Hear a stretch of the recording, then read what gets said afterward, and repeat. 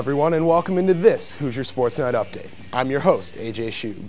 It's hard to believe that just 8 seasons ago, the Indiana basketball team was playing for the national championship. Since then, the program is on its 4th head coach and coming off of the worst season in school history. Tom Crean has made it his mission to turn Indiana around, and a non-conference victory against a marquee opponent, Maryland, the team that the Hoosiers lost in 2002 national championship game, would be a huge step in the right direction. Okay, here we go. Maryland, Indiana, 2002 NCAA championship rematch, and the Hoosiers are wishing they still had Jared Jeffries to help out this team, but they have Christian Watford, the freshman, sup college, as he hits from outside. Hoosiers go up by 7 early. Coming down the court, Maryland's Sean Mosley denied by Jeremiah Rivers. Not today. On the ensuing inbound, intercepted by Rivers, and he goes down court, suns out, guns out for Rivers. He has 5 points and 2 assists on the day. Maryland's senior Grievous Vasquez had to answer the Hoosiers, and he does by knocking down the tray. Terps go up by 2 at half.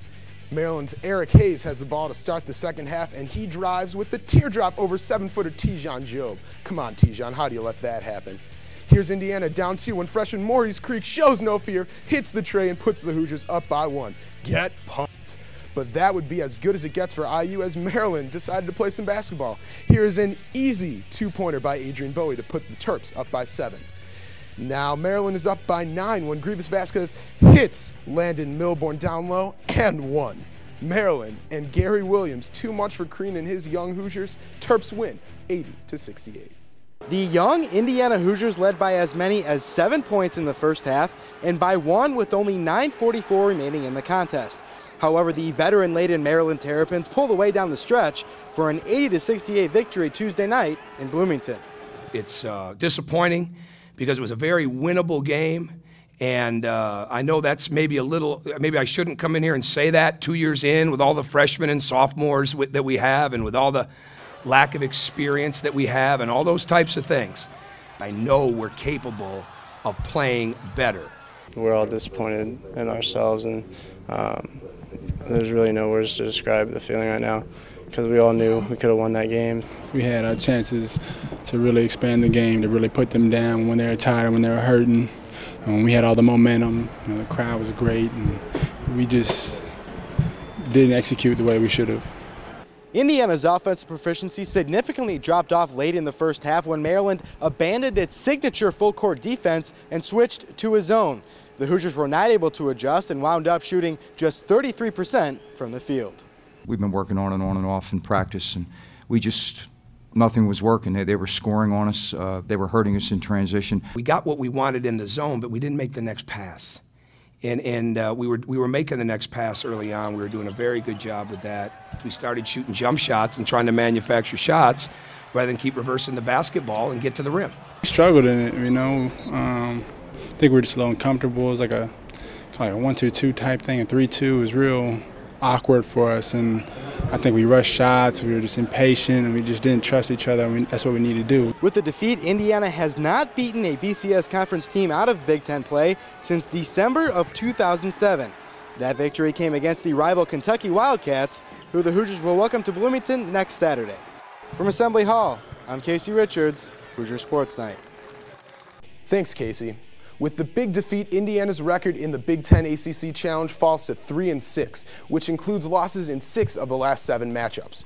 2 freshmen led the scoring for Indiana as Maurice Creek tallied 19, while Christian Watford added 16. The Hoosiers struggled mightily defensively, allowing the Terrapins to shoot 47% from the field. Let's send it back to Assembly Hall with Courtney Cronin, who has more on Indiana's defensive struggles.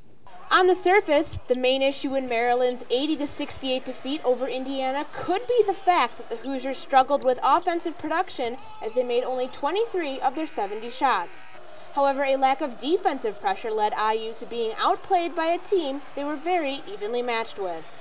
It was a winnable game, and we did not pressure the ball well enough. We did not play physical enough. We did not play tough enough on the defensive end. We just have to understand that every time they come down the court, we have to be prepared for everything they're going to throw at us, and they kept running their offense. They kept at it, and eventually, instead of them breaking down, we broke down, and that's just not acceptable. We didn't put enough pressure on the ball. We had great practices all week, and we just didn't bring our practice game to the game. Although suffering a sheer breakdown on defensive pressure, IU was able to force 18 turnovers, a key figure considering Maryland averages 11 each game. We just got to be able to hold our leads when we had them and keep the intensity up and defensive pressure. Defense is the biggest key, the biggest part of it, so I think we just have to take more pride in it. I'd like to see them have to make more challenge shots and see how they did with that, and we didn't do that.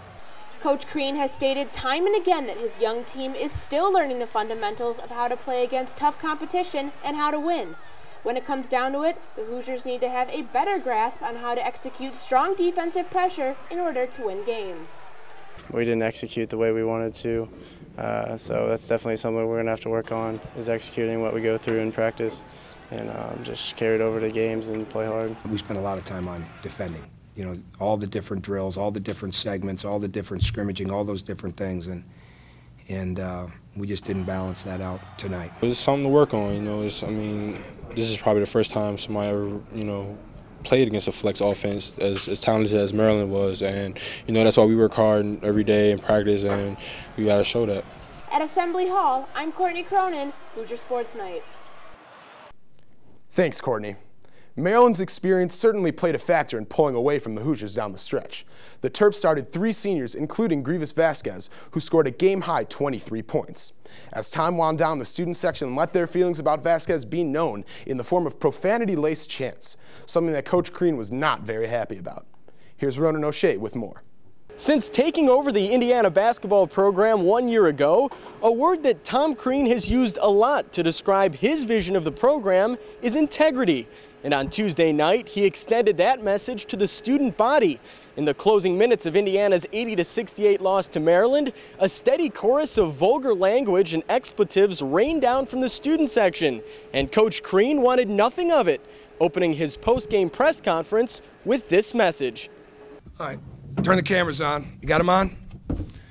All right, first things first. All right, I love our fans. I love our students. All right, we come to the games, we cheer like crazy. We cheer like crazy for our team. We can be obnoxious, we can be nasty, we can cheer against the other team, but we never use vulgarity.